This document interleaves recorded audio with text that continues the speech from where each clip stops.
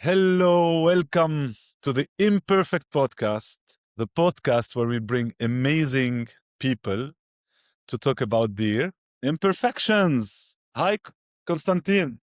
Yeah, thank you for having me, Ziad. It's I'm really so it, happy. it's really good to be here and talk about imperfections. I really like the topic and the theme of your podcast. I really do. Thank you, Konstantin. And I'm very excited and happy to have you here. Just for our audience. So Konstantin and I, we know each other since maybe 4 years, five Four or years. Yeah. five, We, 4 or 5, we, yeah. yeah, we've done the coaching like certification together, and we were like peer coaches, and we really enjoyed our relationship. We had very interesting conversations. He knows a lot about me, I know a lot about him, but this is not the topic of today. Then we Yeah. lost contact for a certain time, and then we reconnected a few months ago, and I'm so excited to have you here, Konstantin. Yeah, me too. And as you said, we had a very intense connection during our coaching, and I love that. And I'm very happy that we reconnect again and that actually we have this opportunity to talk.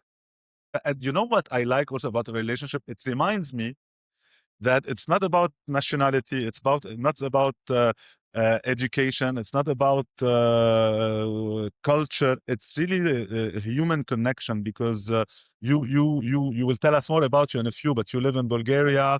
You have you have a psychology background. I'm an engineer. I'm from Lebanon. I live in Paris now. So, and I really feel a very strong connection, although we never saw each other, by the way. Also, our Yes. relationship is Yeah. virtual. Not in person, not in So person. Konstantin, let's start with the meat, and I like to start my podcast with a very annoying question. Please, shoot. That's part of being imperfection, like imperfect. So like everything is possible in this podcast. Be mindful of that. So, can you please introduce yourself in a few words in the way you wish? Okay.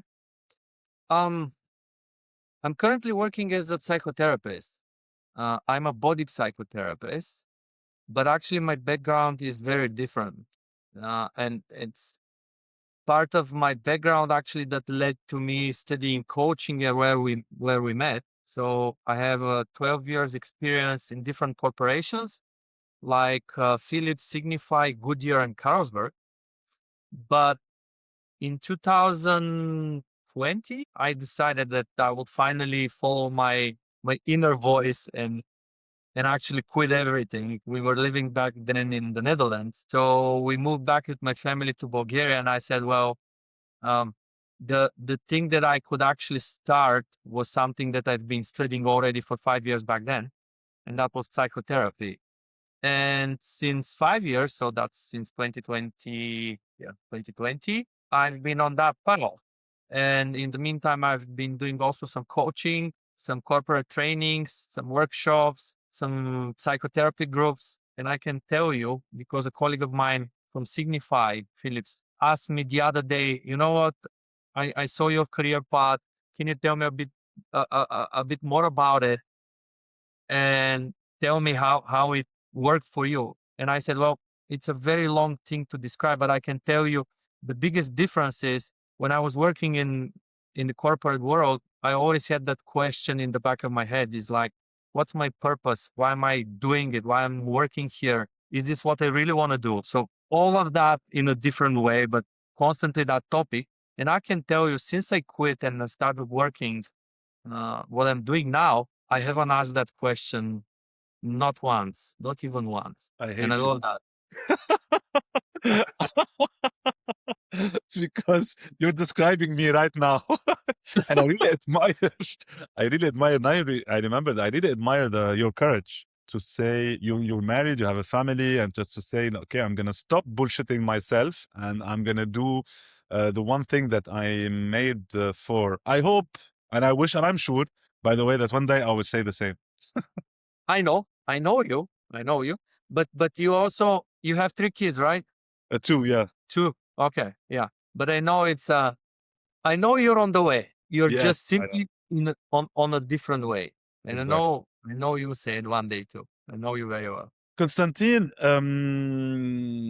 we're going to talk about things that are imperfect. So, in this moment in your life, what is the thing that is the most, what is the main imperfection that you are dealing with?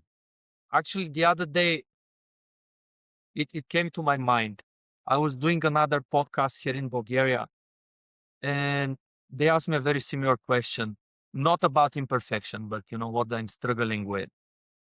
And I think what I'm mostly struggling with now is being a parent, being a father. And I think that I'm definitely imperfect there. I think I'm actually failing, but I would expand on that. I will elaborate.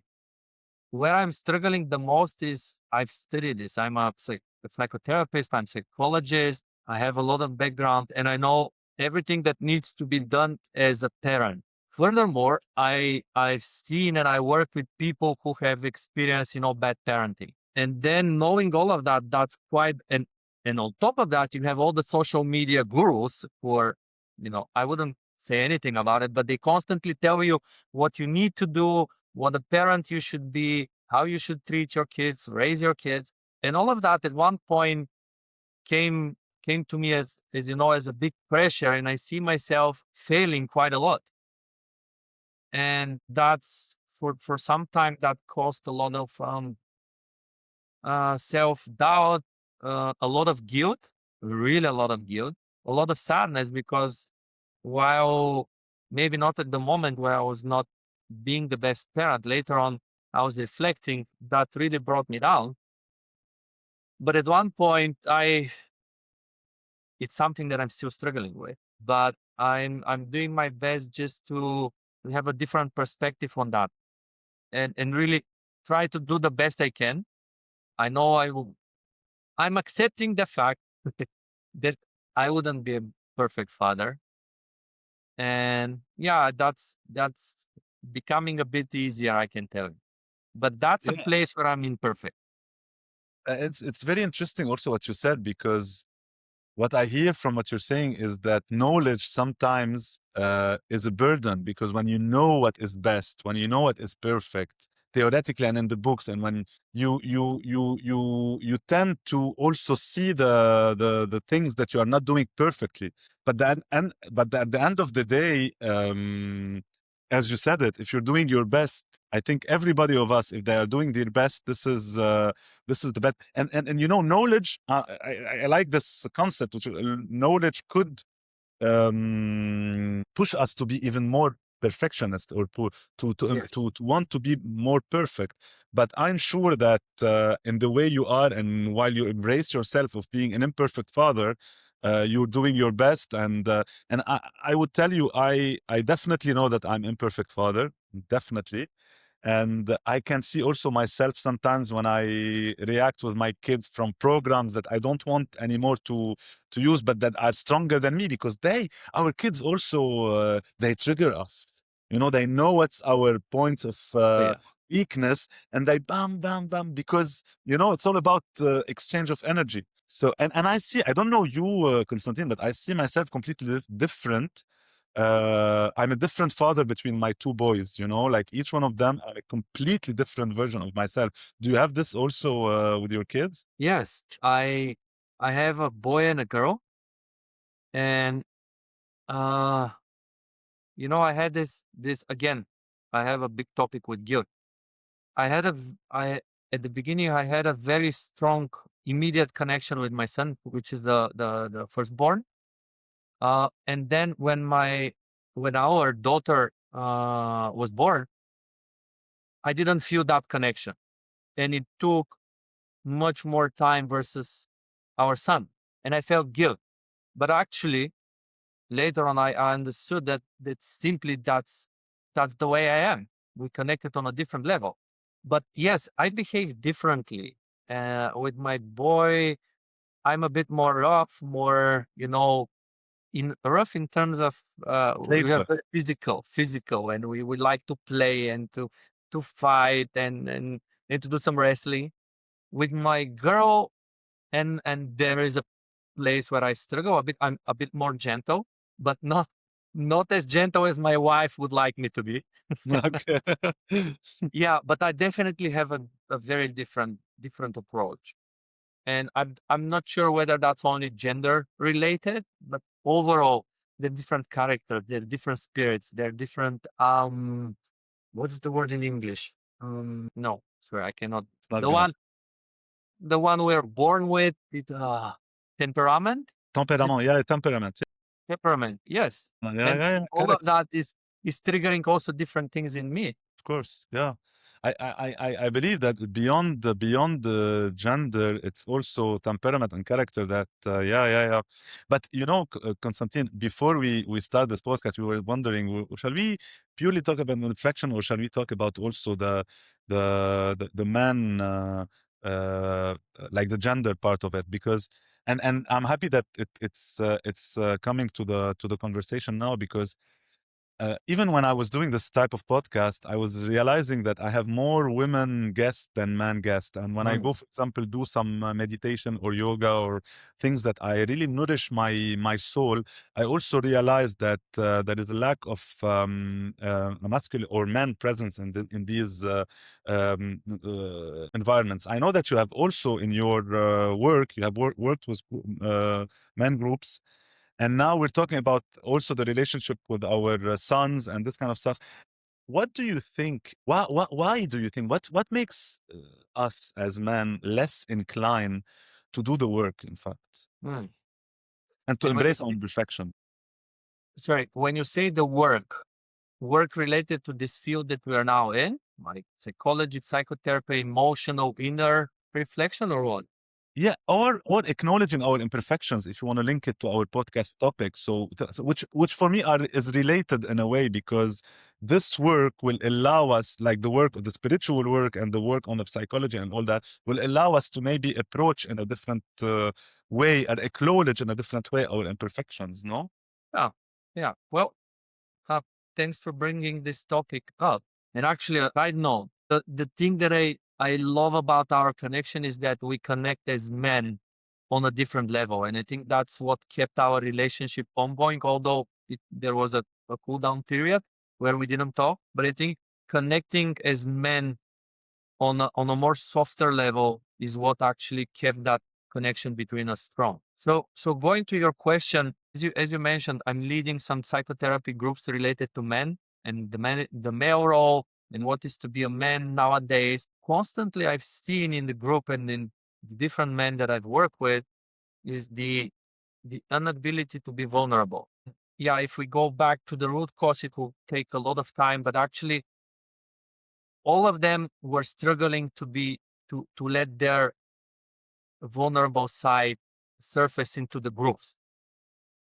And I can tell you, because I come from Eastern Europe, as you said, one of the reasons for that is that we've been raised like this. We've been told, boys don't cry, men up, you have to, you have to go through it. How do you slowly up your emotions?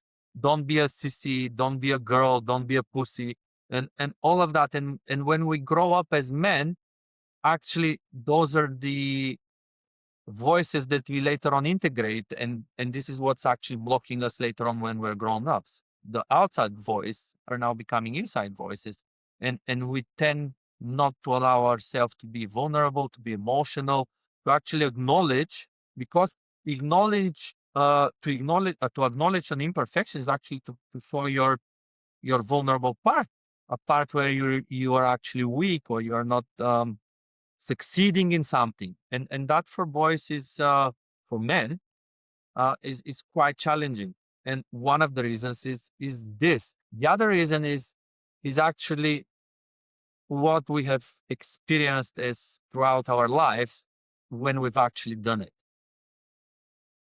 And I don't know how it is your experience. I can talk about mine and the people that I've worked with, but actually there were many times where people were vulnerable or emotional, and they were suffering. And the moment the guy let it out, usually happens in a peak, because they can no longer contain it.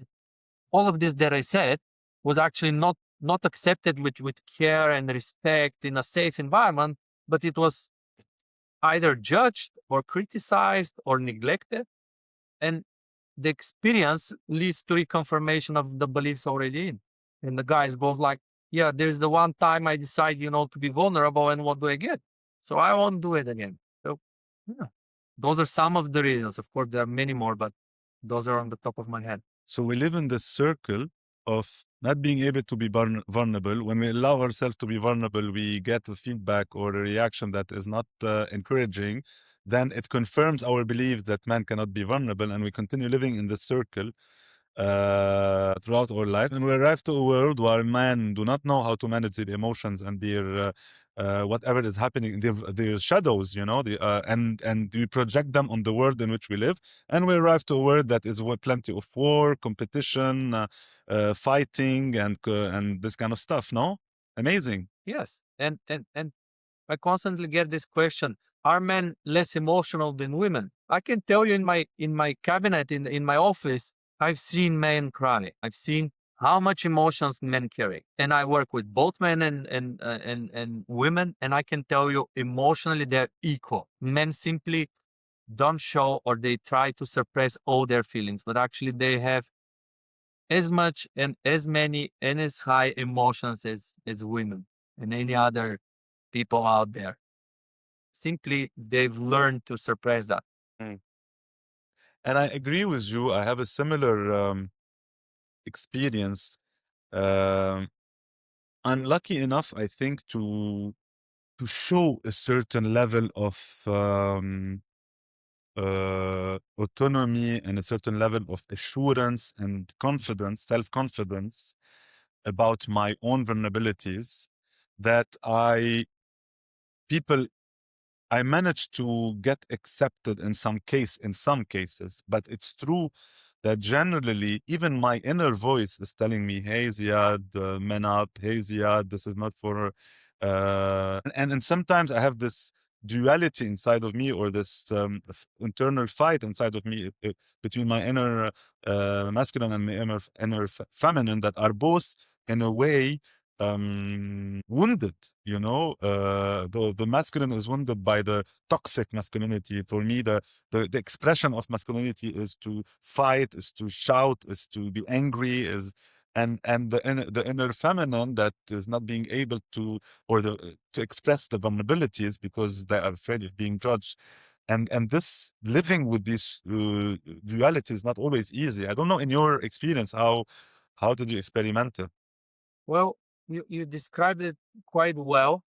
Actually, the whole process of having that inner world, actually, it all starts with the relationship with the mother. So that's the essence of all human relationship, whether you're a woman or a man.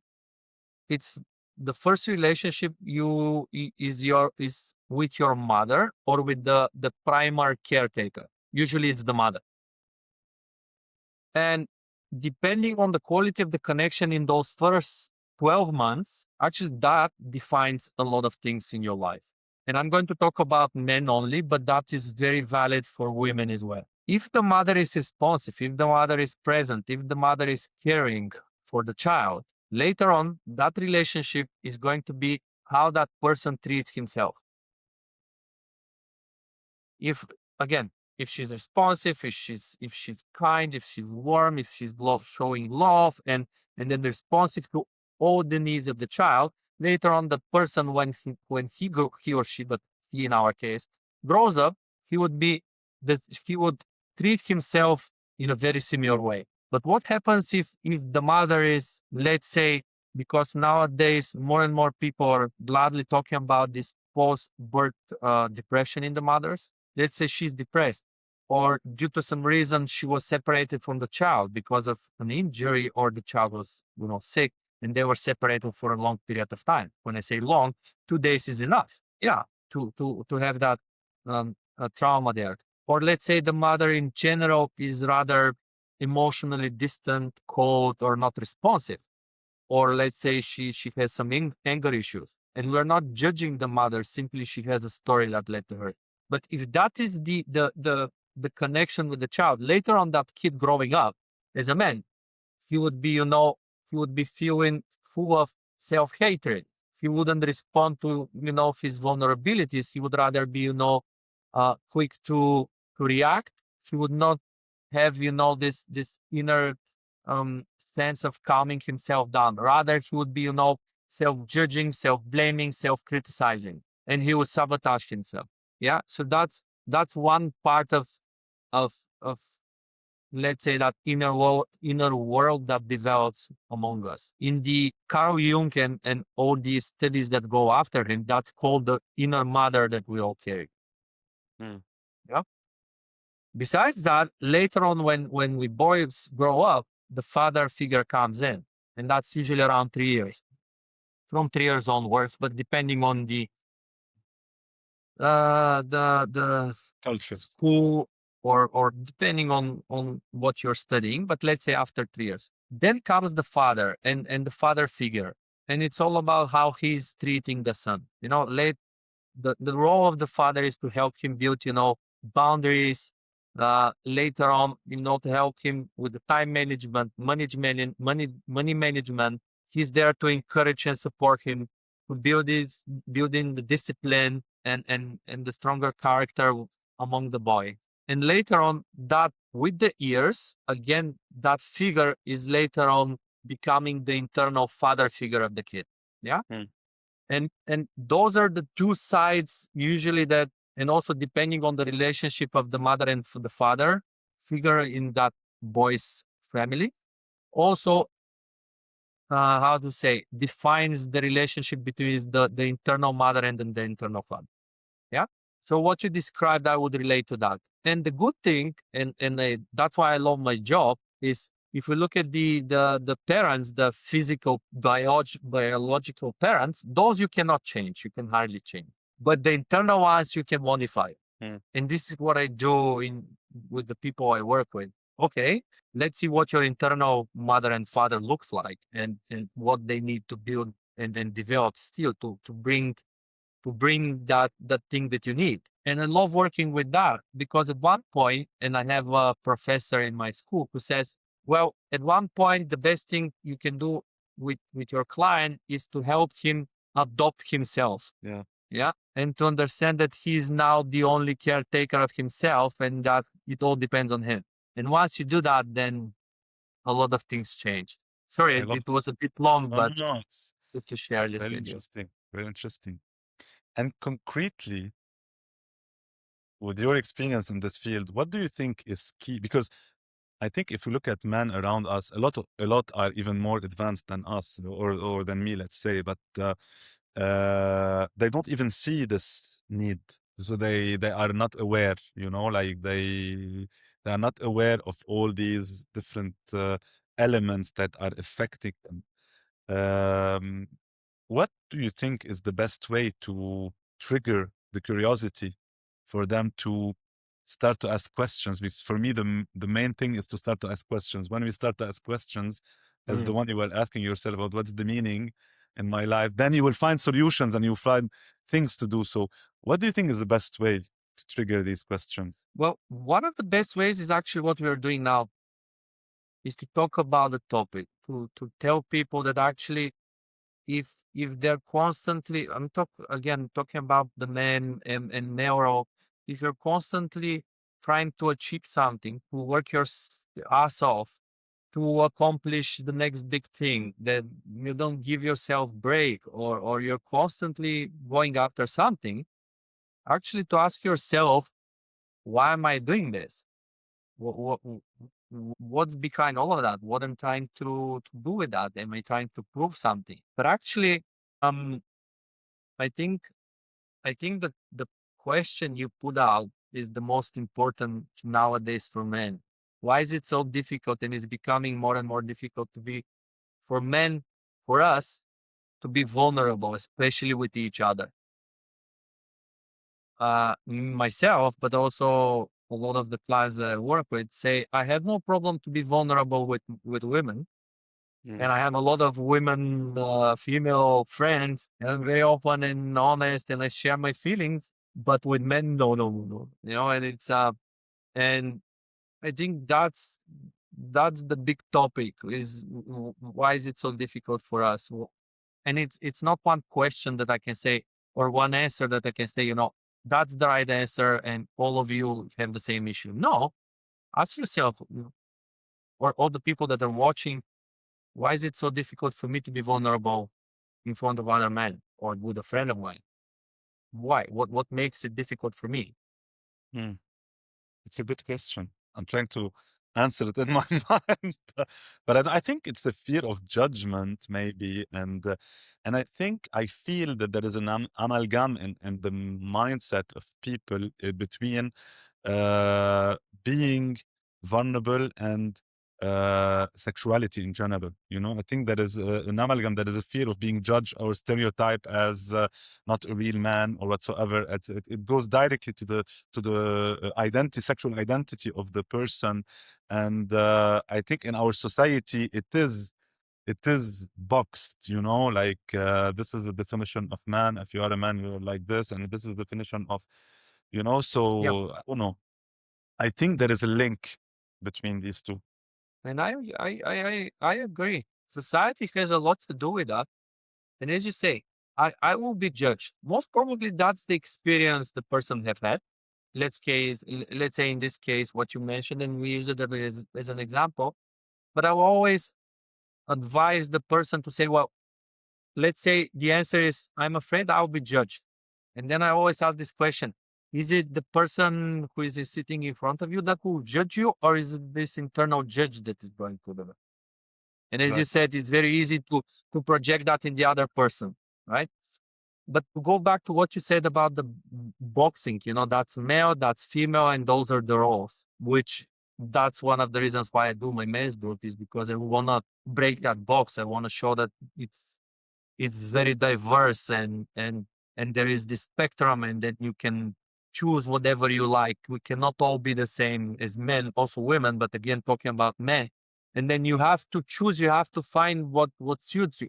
And I can tell you a story from a client of mine who I said, are you okay to share it with the world? And he said, sure. And it's a very good example for what we're talking. This guy loves to cook. He loves being in the kitchen. He has a lot of these Bulgarian traditional recipes, and he loves Tell to me. cook them. It says, well, my wife cannot cook them the way I like them, so I do it myself, and I love to do it. And then his wife comes around Christmas, last Christmas, and tells him, you know what, kitchen is a woman's place, and it's more feminine, so I want you to back off. Mm. And he was like, yeah, that makes sense, and I will back off and I'm leaving her more to cook. But, she's doing that because that's the expectation. She doesn't like it so much. And honestly, what he shared with me, he doesn't like so much her cooking. So there is no win here. Yeah, exactly. Nobody wins. It's simply, that's the stereotype that we have to fit in. So let's do it. And I was like, I'm sorry, but that's crap. What you're saying, it's crap. And I say, let's use the example. The kitchen is a woman's place, or it's a more feminine, and it's related to the feminine energy. I'm sorry, but that's bullshit. And he was like, but why? She's care. She's creating love. She's doing. The food is love. And I said, well, yes, that's one way to look at it. But if we look at it from male's perspective, male's energy and what a male is, let's say, supposed to do, that's a place where actually you create, You right? provide. So you create, you have your, how do you call that? It's where you build things. It's where you are actually, and he says, when I cook, she's there, but she's my assistant. And I said, look, you're leading. You're in your male's role in terms of leading. Let's look at it from a different perspective. Actually, let's say a typical male role or thing he's supposed to do is to provide, right? But provide is not all about money. Food and delicious food, isn't this a way to provide as well? And she was like, yeah. Now that I think about it, it's actually not so female or a woman's place. And he was like, and on top of that, I'm feeling good and I feel realized and I love doing it and I love eating my food and my kids love it and my wife loves it. I was like, yeah. And that's what what I wanted to relate to your question that we've been trying, well, the society is trying to put us in a box. Like, as you said, that's male, that's female, and this is where we should be. But actually, no, it should be where you feel the most satisfaction way. And if you like cooking, that just fucking do it. Sorry. No, It's imperfect. You can. just do it. You can. You can. I Imperfect. can't. You can do whatever you want. Well, just fucking do it, man. It's what you love, and everybody wins. It's especially if the wife loves it too. If there's a conflict, that's a different Yeah. topic. But she likes it. But this is an interesting, because I wanted to ask you this question, but now it came in a very good way, because there is also especially for the men who are married, I think there is another element to put in the function, which is the relationship with your wife, in terms of her also accepting your vulnerability, and usually it's not easy for women to accept, because they are also conditioned with this these set of roles. So how, in your experience, did you experiment this? Yeah, it's difficult. It's difficult because at the end, the men's group, one of the deepest purpose theirs, the purposes, one of the deepest purposes of the group is to create this safe place, safe environment, which requires a lot of time and efforts, but eventually it happens, is for men to feel vulnerable and to actually allow themselves to be vulnerable. But that's only the first step. Once you experience that, actually the next step is to integrate this within you and actually allow yourself to be vulnerable in front of yourself, and have that container of which the guys in the group create, integrated in you, and later on carry it with you, because the group won't be there forever. But actually, once you experience it, like most of the things you experience in your childhood, later on you integrate it in yourself. And this is what I'm trying to do with men in one-to-one session. Married, not married, single, in a situationships, that's a very new word to me. But I try to create that space so they can learn to be vulnerable and later on to do it for themselves. Of course, having a partner, that should be easier, but that's why I use the word should be. That's not always the case. It has to be very well communicated, because women, although they're very well connected with themselves, with their feelings, with their inner world, they not always understand how difficult it is for us to be vulnerable. Because for them it's very easy. They tend to think for us it's the same. Mm. So I always, not always, I need that word, but I'm trying to explain this to the men I work with, is when you have a partner, is try to talk it through. Try to explain to her. Try to present your story so she would understand, and then she would help you to create that space for you. But it has to be very clear that that's a very challenging place for you, and that it will take a lot of time and a lot of steps. Because at least because I work with couples as well, once that's explained in a very very detailed way, women are very supportive. But they have to understand that it's something that it will require a lot of time, patience, and then the moment you step wrong, I'm sorry that I'm using that, but it will be very quickly taken out, and then we don't know how much time it will be needed, to give it again back. So it has to be very, very cautiously taken care of. And of course, men should also work with themselves. Cannot expect only, the partner to be the supportive role, but they have to do it with themselves as well. Mhm. It's a very complicated topic, and but I'm very happy that there are people like you who are working on this, because I felt in 2026 a calling to help more men connect with themselves and connect with the vulnerability, and I'm very happy that maybe we can do things together in this year or later. But I think all the world need men to work more on themselves. Yes. And yes, as we discussed, that's have been mission for me for quite some time, and I'm happy again we're reconnecting because I see a lot of demand.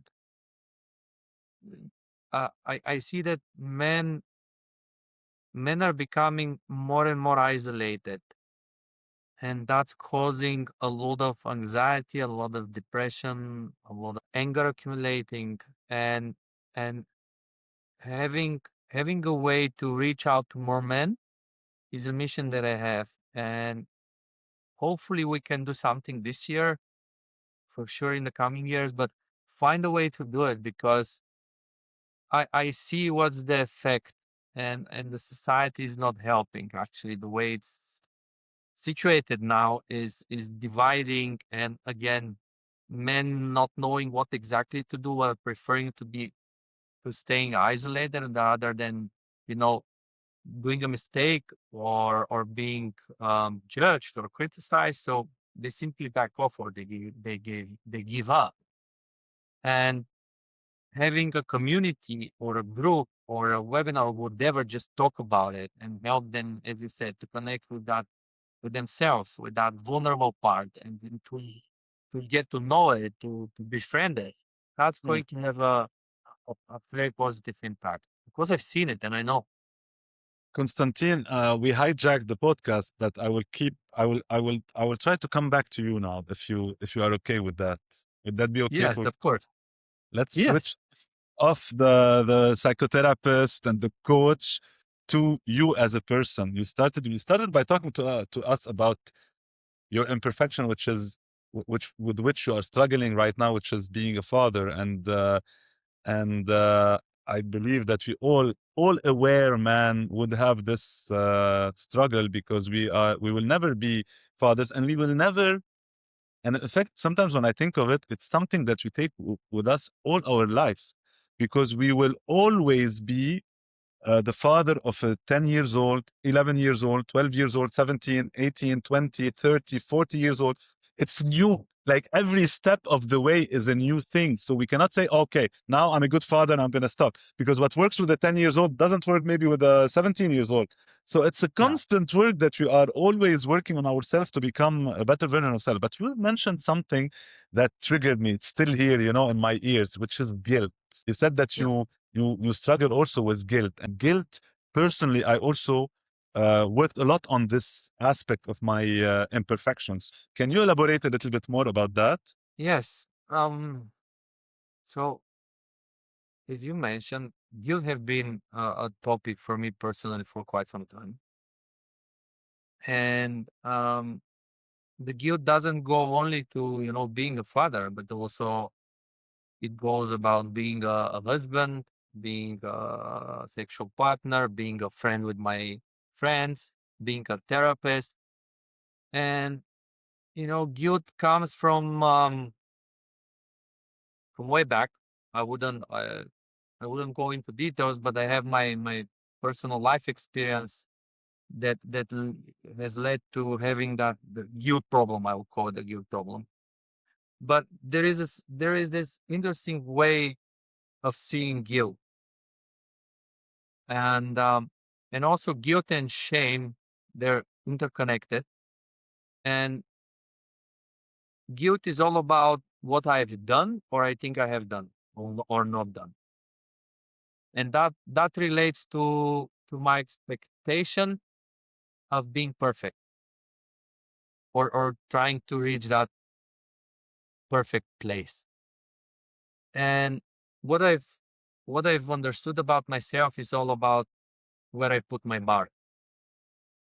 If I put it high, then the sense of guilt later on is high as well. So what I'm not trying to work with guilt directly, I'm trying to work with my expectations. And that's something that helps a lot. Yeah. So about the father figure and my father role is I simply try to, as I call it, check my reality. So I have this knowledge, I have this experience, but is it physically possible for me?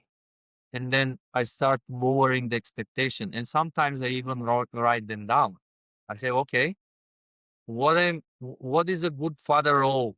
How to understand it? Okay, it has 100 points, cannot cover 100. What are the most crucial for me? Well, those are the one. Am I covering those?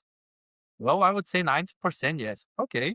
Well, that's good. That helps both with my expectation, but also with my feeling of my sense of guilt. Yeah, Yeah. interesting. And you know, Konstantin, we spoke a lot about the world, the expectations of the world in which we live, the societies, the culture. We spoke about, you mentioned the videos we saw on social media about everybody is want to have a say about things. We see perfection everywhere, you know, like the society is expecting to be perfect, the social media is perfection. Our partners and relationships also expect the perfection from us. How do we stay sane? How do you, in fact, in your experience, stay sane and embrace your imperfection in a world that is praising perfection? Very, very interesting question that you put in a topic. So first of all, not succeeding, but I'm doing my best is to limit my social media uh, activity in terms of I'm the person that doesn't post, but every now and then I spend a lot of time, checking posts, reels, and so on and so forth. So for me, that works a lot if I simply cut down my social media time. And honestly, I for social medias, I have a very radical opinion. It's a good tool if you use it right, but in general, it brings a lot of negatives, not only to me, but I see to the world, but for me, uh, predominantly. And the reason behind is social media is created in such a way that you post only what's good and what's positive and what you've achieved and what's, only the highlights of your life. And at one point, at least that's my experience, I've caught myself thinking that actually that's the world out there, which is not the case. That's only 1% of the world. But I judge myself again, I measure myself versus that top 1%. And again, doing my reality check, I always work with reality check about myself. So actually what's possible, what's achievable, what's realistic for me to achieve. So if I catch myself putting a lot of expectations, I would simply at one point, because I've learned to understand where I'm overwhelmed with the expectation, I would sit down and say, and write down, what am I expecting from myself? And that's as a father, as a bread earner, as all of the roles. And I'm writing down and I say, well, how, how real, how realistic is all of that? And then it's very quickly understand that again, I went to that. And then I readjust. And then I refocus and then reprioritize. And that's very, very important for me.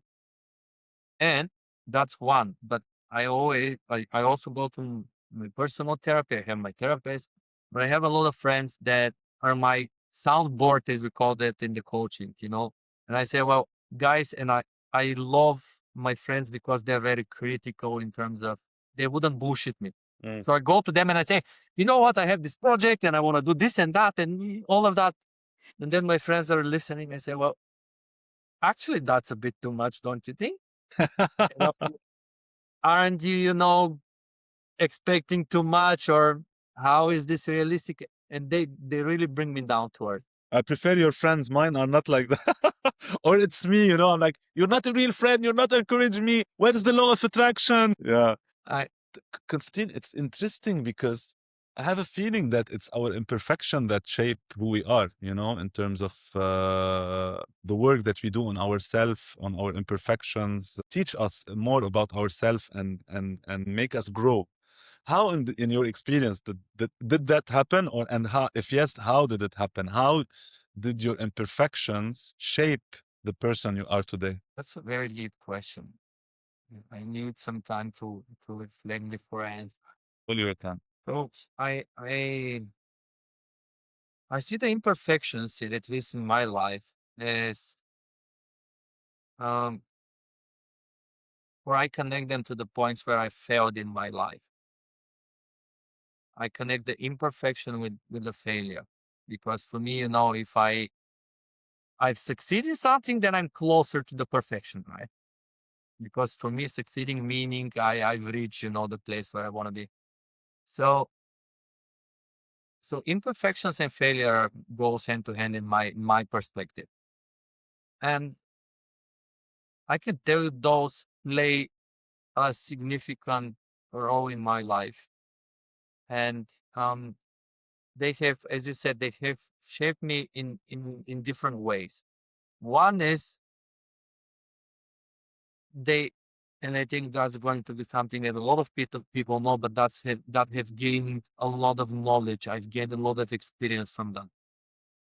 And but I think the most crucial point for me was to accept the failure and to look at it from, okay, I failed, I acknowledge the failure, I acknowledge the imperfection, and then to see, okay, what I can learn from that, what helped me, w- that, or what have that failure helped me to understand about myself.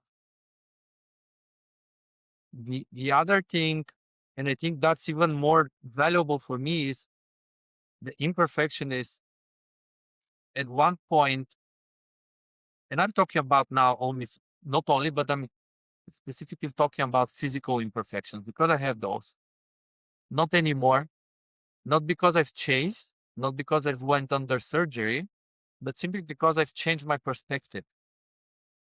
And it's not that I accepted all of them. No, but I can tell you few I've accepted, and I love that. And it moved me from such a bad place to such a wonderful place. But moving from imperfection to something that I accept and even love and like about myself has a lot of steps. And I think the first step that I always do is try to understand, okay, how can I see the different perspective? I see it as an imperfection because this is what I've been told, or this is how the world have reacted towards that imperfection. But can I see it in a different way? It's like this thinking out of the box, or thinking, creatively, is like, okay, what is this giving me, rather than, being ugly or not attractive or whatever, and changing that perspective. And throughout the steps, the next one is, okay, well, actually it's not so bad. The next step, and for example, I maybe you don't see it, but this is with the imperfections. Most of them, we see them. It's like my ears. Mm. I've been, for many years when I was small, maybe because my head to ear ratio was different, they made a lot of fun when I was small, and they bullied me because of my big ears. And it took me many years to actually, and even at one point I was thinking to going to surgery, plastic surgery, just to change them. Thank God I didn't do. But at one point, I said, okay, what is the unique perspective of having those years, and changing the perspective. But at one point, what are they giving me? What's unique about them? And throughout the years, I haven't spent, after that, I didn't do a lot of work. And I don't know how, but now I love my ears. And I never saw them as imperfect, to be honest. Even now, when you're yeah, telling me, I don't. yes, But it's but the this is, story that your child version, your inner child has from youth, and I think I have the same. And we keep them in us, and we keep lamenting over them, and they don't exist anymore, and we still yalla. yes, but actually, as I told you, all with the imperfections, it's all about, not all, but mainly about us, and not how the world sees us.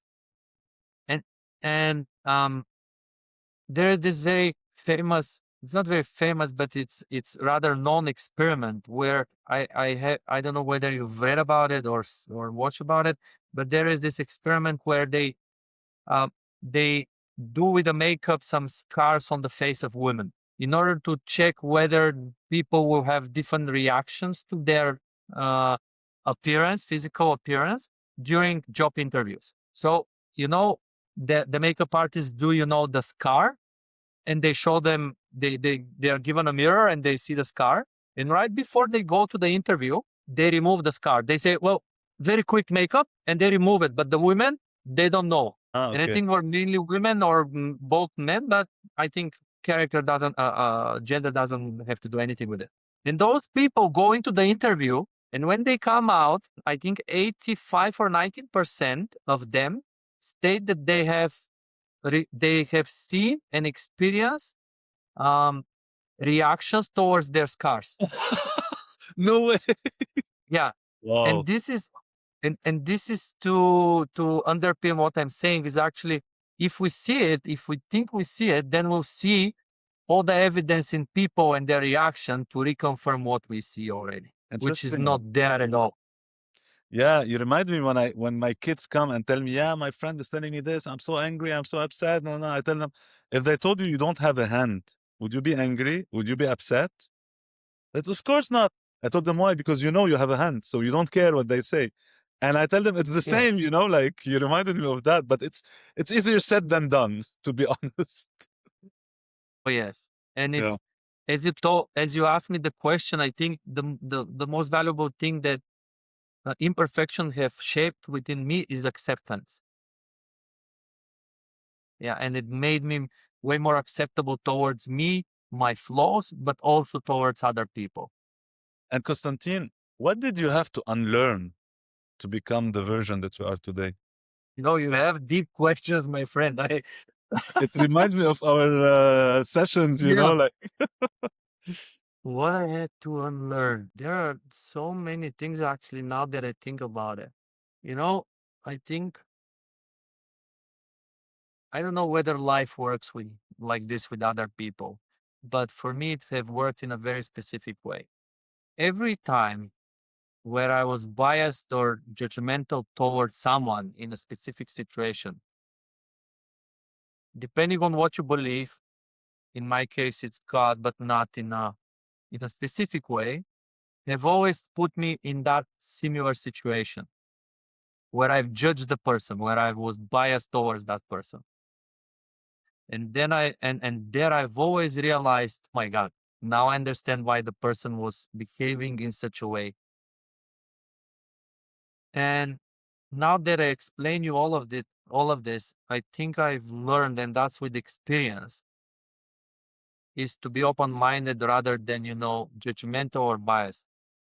And I still am in some specific cases, but again, God immediately sends me the new lesson and I'm learning it, but I've come a long way, and that's not to be judgmental and biased towards people.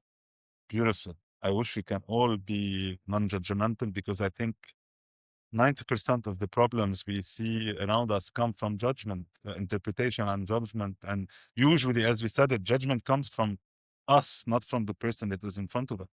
I remember in one of the periods where I was the most vulnerable in my whole life, like living a real big crisis, somebody told me, what do you hate the most in the people?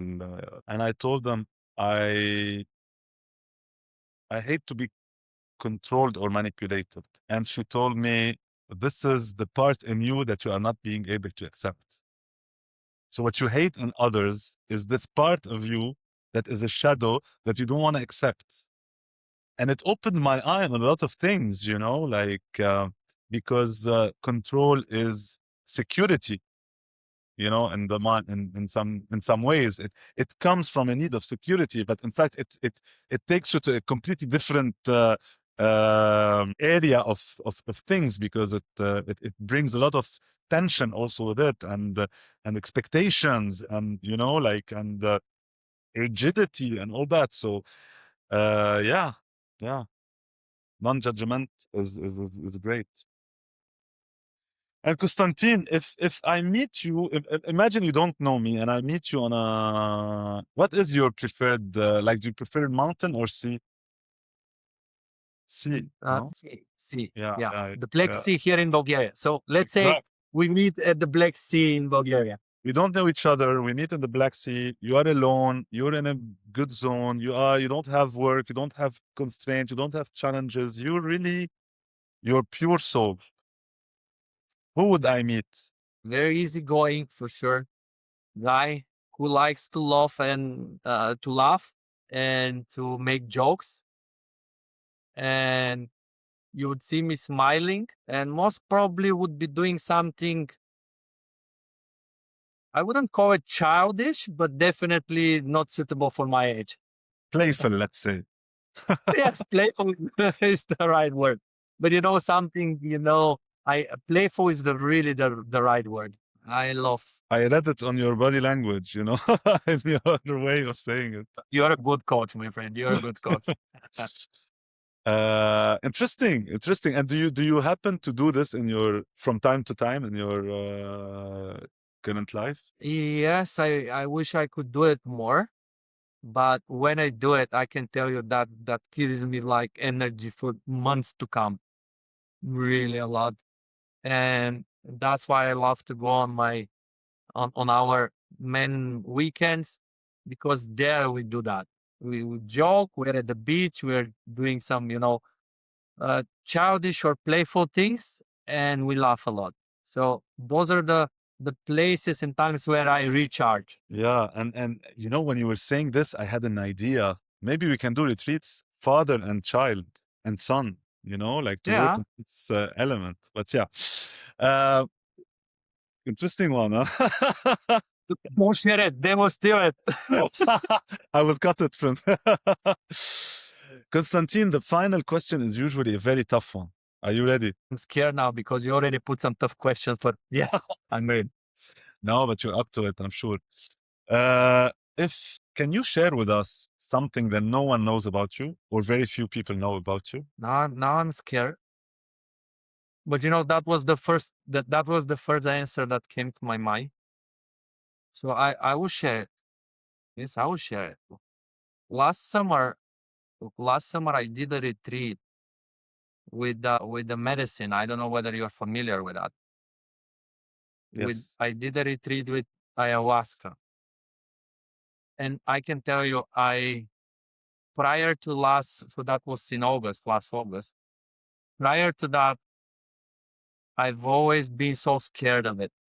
But I got a calling. I said I felt like this is the right time, and I did it. And I did it, and it was a very challenging, tough, interesting, and fulfilling journey. Um, But actually, now that I say it out loud, only few people in my life knows this. Thank you for your trust and for sharing it. And I'm happy to hear that it was an interesting also, despite the challenges, but inspiring one. I tried, I think it was 2 years. Usually, like I tried after a period of time where I was not feeling very well, but then I stopped because I had to do like some 2 weeks of fasting and not eating meat and all that. And I couldn't, it was too much for me.